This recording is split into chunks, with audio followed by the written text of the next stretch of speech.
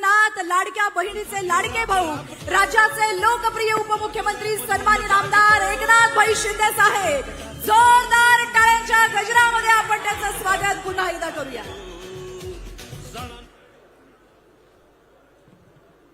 पुंडलिक वरदे हरी विठ्ठल श्री ज्ञानदेव तुकाराम पंढरीनाथ महाराज की जय.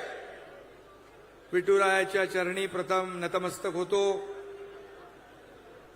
पंढरपूरच्या ऐतिहासिक भूमीवर हा आजचा ऐतिहासिक मेळावा या ठिकाणी आयोजित केलाय. या मेळाव्याला उपस्थित माझ्या लाडक्या बहिणींनो, लाडक्या भावांनो, मी तुम्हाला सगळ्यांना साष्टांग दंडवत घालायला आलोय, तुम्हाला भेटायला आलोय, तुमचं दर्शन घ्यायला आलोय.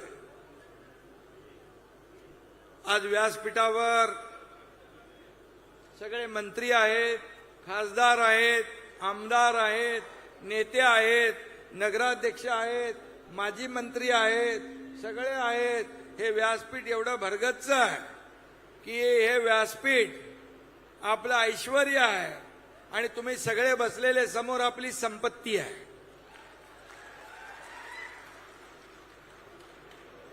आणि आज भगीरथ भालके आणि अनिल सावंत आणि त्यांचे सर्व सहकारी, नगराध्यक्ष आपले आता भालकेताई, भगीरथच्या मातोश्री त्याही आल्या. अख्खा परिवार आज शिवसेनेमध्ये दाखल झालेला आहे. मी त्यांचं मनापासून स्वागत करतो, मनापासून त्यांना शुभेच्छा देतो. खरं म्हणजे आपली पुराणं सांगतात, भगीरथाने गंगा पृथ्वीवर आणली. पंढरपुरात विकासाची गंगा आणण्यासाठी आज भगीरथ भालके शिवसेनेचा धनुष्यबाण हातात घेतलाय, भगवा झेंडा. बरोबर आहे ना? आणि म्हणून या प्रवेशामुळे पंढरपूर, मंगळवेढा, माढा या सगळ्या परिसरामध्ये शिवसेनेची ताकद वाढणार आहे ना? तुम्ही वाढवणार ना? एवढे सगळे जर उतरले रस्त्यावर तर काय होणार? विरोधकांची पळताभुई थोडी होईल, टांगा पलटी घोडा फरार. बरोबर ना? या भूमीवर प्रत्यक्ष पांडुरंगाचा निवास आहे आणि नाम विठोबाचं घ्यावं मग पाऊल टाकावं असं म्हणतात. भालके यांनी आता विठोबाचं नाव पण घेतलं आणि त्यांनी माझ्यासोबत दर्शन पण घेतलंय आणि हे शिवसेनेमध्ये पाऊल टाकण्याचा निर्णय त्यांनी घेतला. त्यामुळे विठोबा माऊली त्यांच्या पाठीशी खंबीरपणे उभी आहे. चिंता करण्याची आवश्यकता नाही. ज्याच्या मागे साक्षात पांडुरंग, त्याला कशाची चिंता आहे? आणि आपल्या सगळ्यांच्या पाठीशी पांडुरंग आहे आणि भगीरथ भालकेंच्या पाठीमागे एकनाथ शिंदे पण आहे. मी स्वतःला महाराष्ट्राचा वारकरी समजतो नेहमी. आता ताईंनी मगाशी सांगितलं भाषणात, मुख्यमंत्री असताना मी आलो, सगळं इकडचं स्वच्छता पाहिली, पिण्याच्या पाण्याचं नियोजन पाहिलं, अगदी मोबाईल टॉयलेटची स्वच्छता देखील मी पाहिली. आणि आपल्या पात्रामध्ये, नदी पात्रात, चंद्रभागेत मी स्वतः फिरलो. हॉस्पिटल, डॉक्टर, अगदी आयसीयू देखील तिथे ठेवला होता. इथं प्रकाश आंबेडकर इथं आहेत आता, आणि आधीचे आपले आरोग्यमंत्री तानाजी सावंत हेही आहेत. अतिशय उत्तम तयारी या ठिकाणी आरोग्याची आपण पाहिली. माझं कर्तव्य होतं म्हणून मी ते केलं. आणि शेवटी मी इथं आल्यानंतर मुख्यमंत्री म्हणून नाही, उपमुख्यमंत्री म्हणून नाही, तर तुमच्यासारखाच पांडुरंगाचा वारकरी म्हणून येत असतो.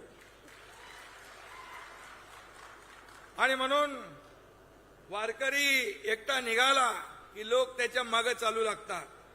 बरोबर ना? तुकोबाराय म्हणतात, आला वारीचा दिवस, झाला आनंदे उत्सव, जुळती भक्ताची रांग, पुढे विठोबाचा संघ, एकी एक मिळती जाता, वाडे मेळा हरिनामाचा, तुका म्हणे धावा रे पंढरीच्या रायापाशी. हे तुकोबारायांनी सांगितलं. आणि आज आपण पांडुरंगाच्या पायाशी आलोय. एक एक करता हजारो लोक सोबत येत आहेत. मी सांगतो नेहमी, हम तो चले थे जानिबे मंजिल, मगर लोग साथ आते गए और कारवा बनता गया. हे असे शिवसेना पुढे चालली आहे. शिवसेनाचा कारवा असाच पुढे वेगाने चाललाय. त्याच्यामध्ये सगळे लोक येत आहेत. आणि म्हणून मूळ शिवसेना कुठली आणि नवीन शिवसेना कुठली आता सांगायची काय गरज आहे? आमच्या हातात शिवरायांचा बाण आहे आणि महाराष्ट्राच्या विकासाची आम्हाला आण आहे. आणि म्हणून भगीरथराव, तुम्ही हातात घेतलेला भगवा शिवसेनेचा आहे, पण हा भगवा प्रभू रामचंद्राचा आहे, छत्रपती शिवाजी महाराजांचा आहे, संत सज्जनांचा आहे. त्यामुळे तुम्हाला चिंता करण्याची आवश्यकता नाही. आणि म्हणून मी भगीरथ भालके, अनिल सावंत, नगराध्यक्षताई, त्यांच्यासोबत नगरसेवक आलेले आणि एवढी सगळी जनता, या जनता जनार्दनाचं मनापासून शिवसेनेमध्ये स्वागत करतो. भगीरथ यांचे वडील स्वर्गीय भारत भालके यांचे देखील माझी चांगली मैत्री होती. त्याने मतदारसंघ चांगला बांधला. भारतराव भालके सुद्धा विठ्ठल भक्त होते. जनसेवा हीच विठ्ठल सेवा म्हणून त्यांनी काम केलं. जनसेवेपायी काया झिजवली, घाव सोसून या मने रिजवावी. जनसेवेपायी काया झिजवावी, घाव सोसून या मने रिजवावी, अशी भारत भालकेंची वृत्ती होती. त्यांचं काम होतं. पांडुरंगाचे निस्सीम भक्त होते. आणि म्हणून या सर्व कारखान्यांच्या परिसरामध्ये, साखर कारखाने इकडे आहेत ना जास्त, गोड बोलणारे खूप आहेत ना. गोड बोलायचं आणि काम टाळायचं असं भगीरथ नाही करू शकत. जे पोटात आहे तेच ओटात आहे, असा आमचा भगीरथ आहे. त्यामुळे कोणी किती आणला तरी जनतेचं समाधान भगीरथ भालकेच करणार कुठल्याही परिस्थितीत.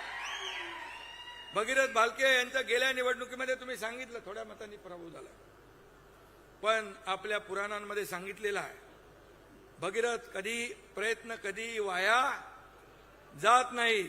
त्यामुळे भगीरथ भालके यांचे प्रयत्न यशस्वी होतील. आता भगीरथजी पुढं बरंच काय बदलत आहे. 48 लोकसभेचे किती होत तानाजीराव? 72 होतात. आणि 288 मतदारसंघ विधानसभेत त्याचे 432 होत आहेत. लॉटरी आहे. तुम्हाला बघायचंय ना लॉटरी लागलेली. आणि म्हणून भगीरथ रावांसाठी एक शेर म्हणतो, जिंदगी की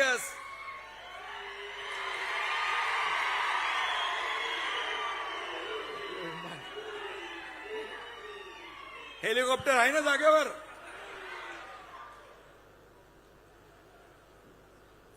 जिंदगी की असली उड़ान अभी बाकी है, जिंदगी की असली उड़ान अभी बाकी है, जिंदगी के कई इम्तिहान अभी बाकी है, अभी तो नापी है मुट्ठी भर जमीन, अभी तो सारा आसमां बाकी है. खूप काम करायचं आहे. संधी एकदम यंग माणूस आहे, जवान आहे आणि आवड आहे लोकांची सेवा करण्याची. नुकत्या झालेल्या जिल्हा परिषदेमध्ये, नगरपालिकेच्या निवडणुकांमध्ये नगराध्यक्ष आपल्या निवडून आल्या. जिल्हा परिषदमध्ये पण आपल्या चांगल्या जागा आल्या. पंचायत समिती, जिल्हा परिषदमध्ये देखील चांगली बाजी आपण मारली. विजयाचा सिलसिला हा पुढच्या निवडणुकांपर्यंत चालू ठेवायचा ना आपल्याला. चालू ठेवणार ना. शिवसेना तर तुमच्या सोबत आहेच, व्यासपीठावरची सगळी मंडळी आहेच आणि भगीरथ तर आपला आहेच. त्यामुळे कुठं काही कमी पडणार नाही. आणि म्हणून फिनिक्स पक्षी राखेतून उंच भरारी घेतो, तसा भगीरथ भालके हा शिवसेनाचा फिनिक्स आहे, हे लक्षात ठेवा. लोकप्रतिनिधी पराभूत झाला तरी तो लोकसेवकच असतो.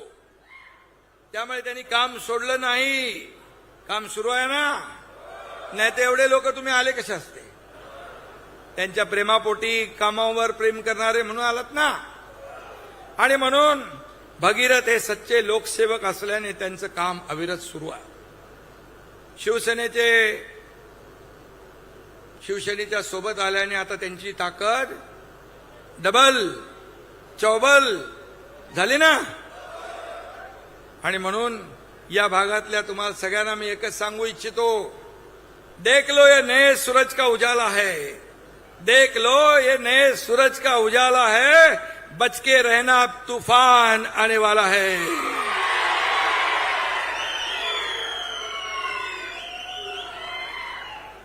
भालके भगीरथचा जनसंपर्क दांडगा आहे. तुमचा एवढा प्रतिसाद जो है, अरे हम भी किसी से कम नहीं है.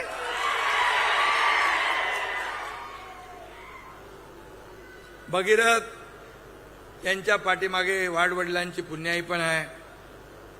पण गणित कधी कधी राजकारणात चुकतात. ते मागे मला भेटायला आले तेव्हा मला विचारलं, साहेब माझं काय चुकलं? त्यावर मी त्यांना सांगितलं, तुझं आहे तुझं पाशी, परी तू जागा चुकलाशी.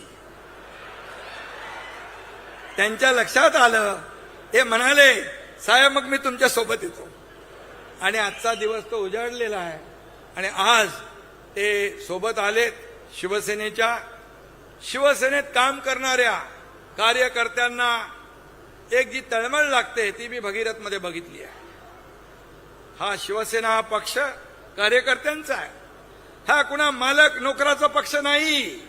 मी मुख्यमंत्री होतो तेव्हाही कार्यकर्ता म्हणून काम केलंय, आजही कार्यकर्ता म्हणून काम करतोय, उद्याही कार्यकर्ता म्हणूनच काम करणार आहे.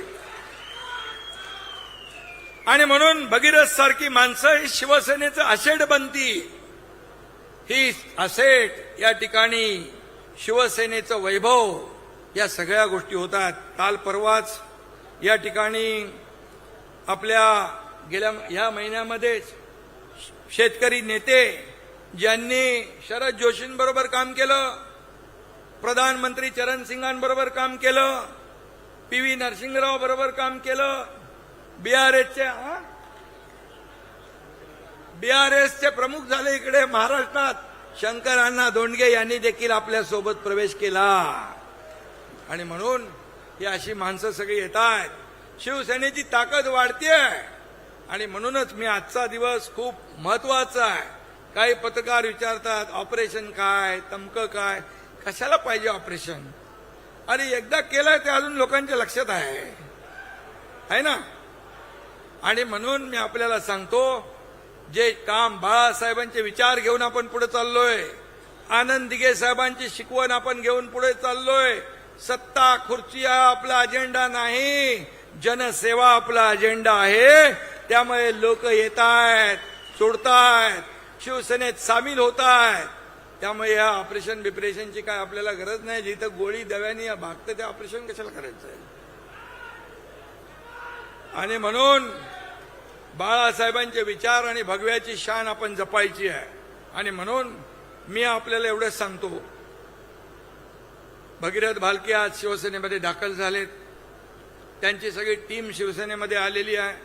त्यांनी जी मागणी केलेली आहे त्या मागणीप्रमाणे या ठिकाणी प्रशासकीय भवन काही तुम्हाला पाहिजे, प्रशासकीय भवन चांगलं उत्तम बांधा. त्यासाठी निधी कमी पडू देणार नाही, कारण नगर विकास खाता माझ्याकडे आहे. त्याचबरोबर आणखी काय मागणी केली तुम्ही? संत चोखामेळा आणि संत बसवेश्वर महाराजांचं स्मारक करायचं आहे. मंगळवेढ्यात बसवेश्वराच्या स्मारकासाठी निधी सर, पाणी उपसा सिंचन योजना मंगळवेढ्याची तुम्हाला मी सांगतो बघा, हे पैसे कोणाचे आहेत? माझे नाही आहेत. हे सर्व पैसे तुमचे आहे, हे जनतेचे पैसे. इथं आमचा काही अधिकार नाही, आम्ही मालक नाही, आम्ही सेवक आहे. तुम्ही मालक आहे. तुम्ही ठरवता कोणाला उचलायचं आणि कोणाला पटकायचं ते.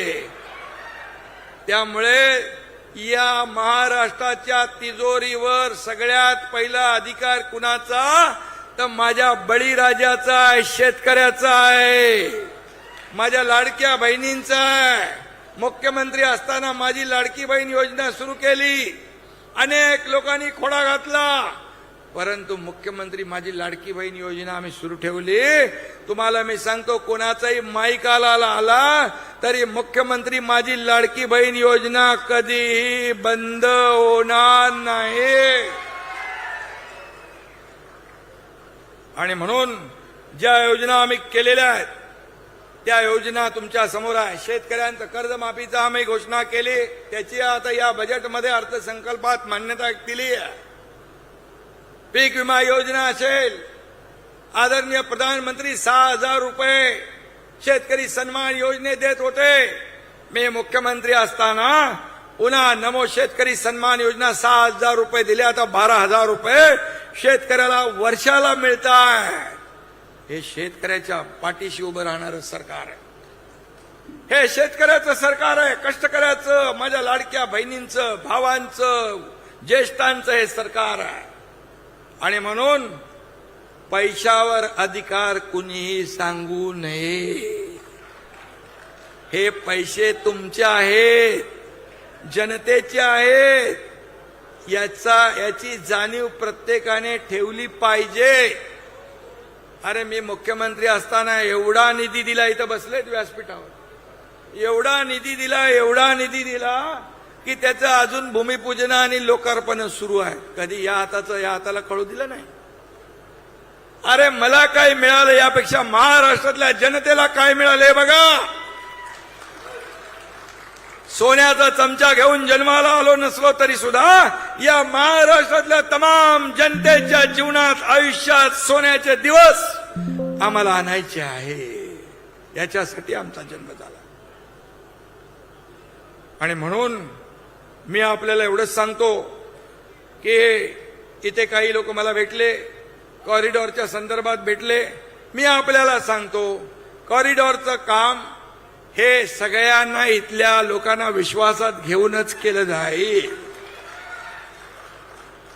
शेवटी पंढरपूर हे जागतिक दर्जाचं तीर्थक्षेत्र आपल्याला करायचं आहे.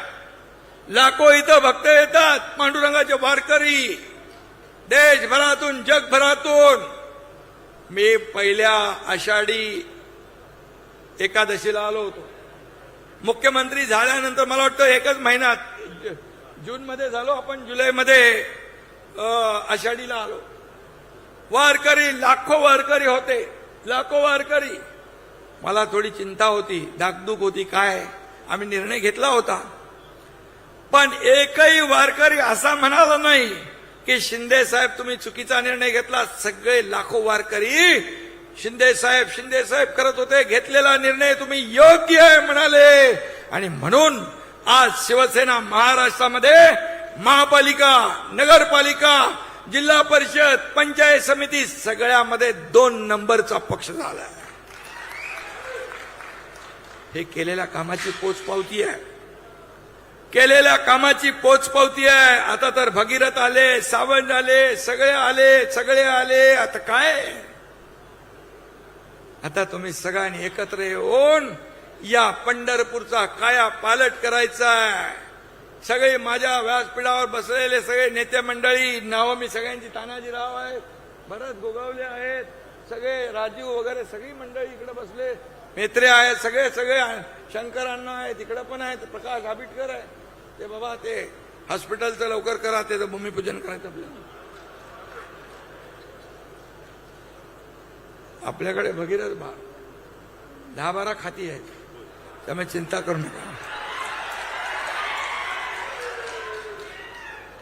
चिंता करू नका. शेवटी हा विकास निधी जो आहे या लोकांसाठीच आपल्याला वापरायचा आहे. मी मुख्यमंत्री असताना, बांधवांनो आणि भगिनींनो, मुख्यमंत्री सहायता निधी माझ्या अगोदरच्या सरकारमध्ये फक्त केवळ 3 कोटी खर्च झाला होता. पण तुमच्या एकनाथ शिंदेच्या मुख्यमंत्री 2.5 वर्षाच्या काळात 450 कोटी रुपये खर्च झाला. हजारो लोकांचे जीव वाचले. मगाशी कोणतरी सांगत होतो शिंदे साहेब लगेच पेन काढतात, सही कर. इथं पण सह्या केल्या मी, इथं पण केल्या. अरे पेन कशाला, सह्या करायलाच असतो. अजितदादा आपल्यामध्ये नाहीत दुर्दैवाने. ठाण्याच्या कार्यक्रमात अजितदादा होते, देवेंद्रजी होते आणि मी मुख्यमंत्री म्हणून माझा काहीतरी कार्यक्रम होता तिकडे प्रकाशनाचा, पुस्तक प्रकाशन. अजितदादा म्हणाले महाराष्ट्राच्या इतिहासामध्ये आतापर्यंतच्या इतिहासात सगळ्यात जास्त सह्या करणारा मुख्यमंत्री म्हणून एकनाथ शिंदेचं नाव घ्यावं लागेल. हे अधिकार तुम्हाला कशाला दिले? हे लोकांचे जीव वाचवण्यासाठी, त्यांचे प्राण वाचवण्यासाठी, त्यांना सोयी सुविधा देण्यासाठी. हे आपण केलंच पाहिजे, हे आपलं कर्तव्य आहे. आणि म्हणून किती प्रॉपर्टी कमावली, किती संपत्ती कमावली, किती मालमत्ता कमावली, यापेक्षा किती माणसं कमावली आणि किती माणसांचं प्रेम कमावलं हे आपण पाहिलेलं आहे. आणि म्हणून भगीरथजी चिंता करायची काम नाही. आता शिवसेना काना कोपऱ्यात वाढवा, सगळ्या जिल्ह्यात वाढवा.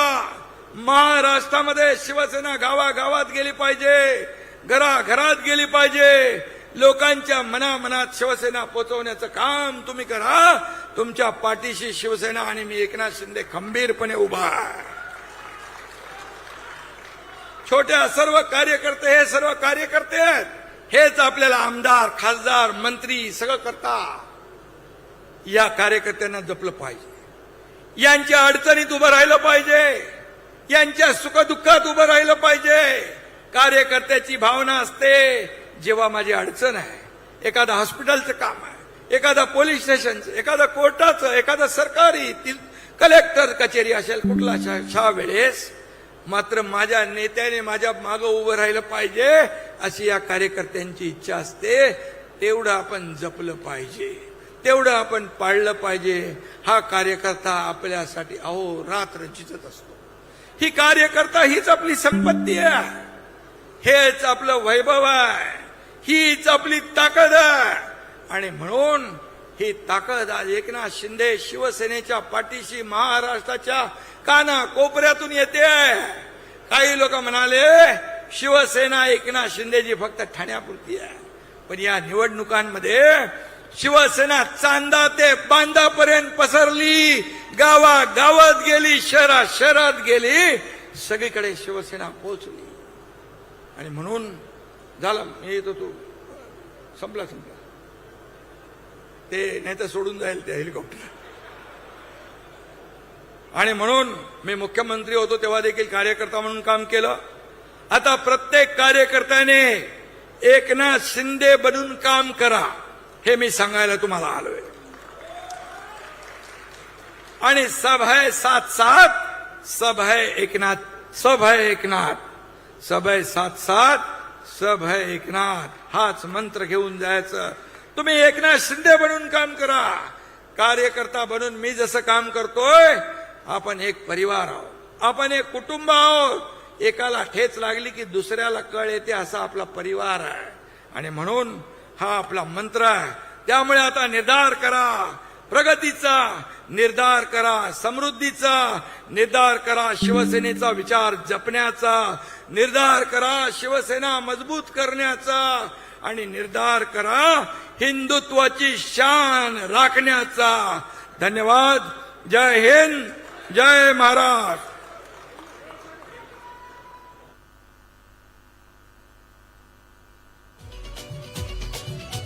सणांसाठी राब राबतो